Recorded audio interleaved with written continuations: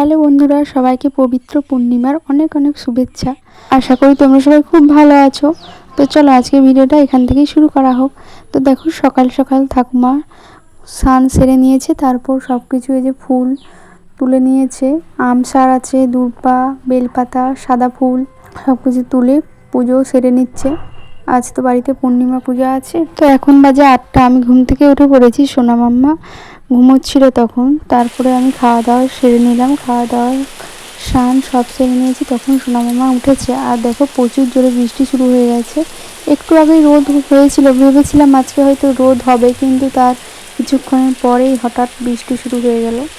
আর এদিকে দেখো মা রান্নাও বসিয়ে দিয়েছে। আজকে সব কিছু নিরামিষ রান্নাবান্না হবে, যেহেতু আজকে বাড়িতে পূর্ণিমা পূজা আছে। আর আমার শ্বশুর বাড়িতে আমি উপোস করেছিলাম আগের বছর, গুরু পূর্ণিমা যেহেতু আজকে, আর এই বছর এখানে আছি তো তাই আর করলাম না। আর এখানে কেউ করে না, নিরামিষ রান্নাবান্না হয়, উপোস করা হয় না আর কি। কি আছে বল? তো এখানে আছে ভেন্ডি ভাজা, করলা ভাজা তো তখন দেখালাম। হ্যাঁ, করলা ভাজা আমি খেয়েও নিয়েছি। করলা নয় ওটা, কাঁকড়ো। ও হ্যাঁ, আমার শুধু করলা হয়ে যায়।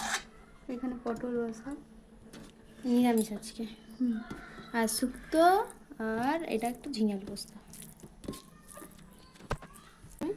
আর এদিকে সোনা মাম্মা দেখো ঘুম থেকে উঠে পড়েছে, আমরা খেতে বসেছি, তাই মা আগে করে নিয়েছে।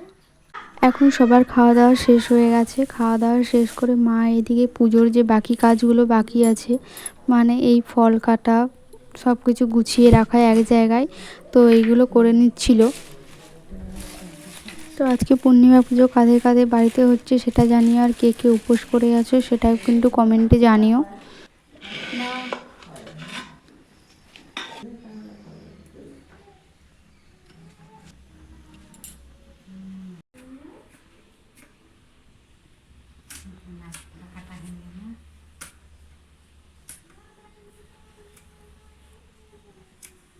আর দুপুরবেলা না ঘুমিয়ে সোনা মাম্মাকে দেখো মাম্মামের সাথে কেমন করে নাচ করছে।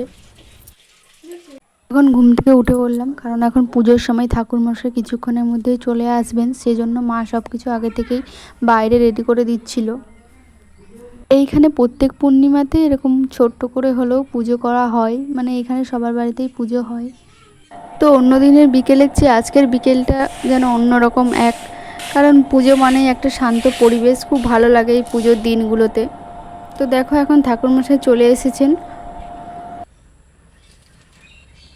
পুজো মানে মনের শান্তি, আর এই সারাদিন ব্যস্ততার মাঝে একটুখানি প্রদীপ জ্বালানো আর ঠাকুরের নাম করা মানে মনের যেন সব ক্লান্তি দূর হয়ে যায়।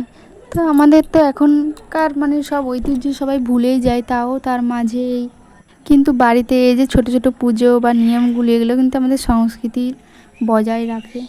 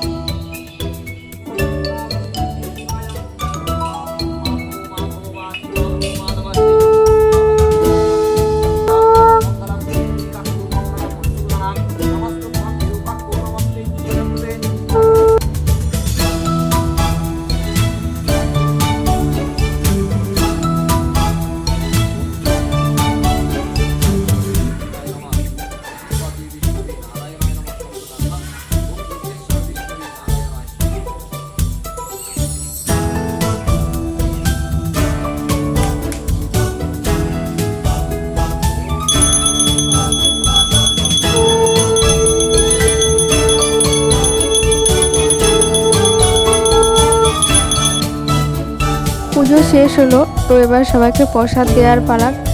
তো চলো আজকের এই ছোট্ট পুজোর শান্তিময় ব্লগটি কেমন লাগলো অবশ্যই কমেন্টে জানিও, আর ভালো লাগলে অবশ্যই লাইক কমেন্ট শেয়ার করে দিও। সবাই ভালো থেকো, সুস্থ থেকো, দেখা হচ্ছে পরের একটা ভিডিওতে। টাটা।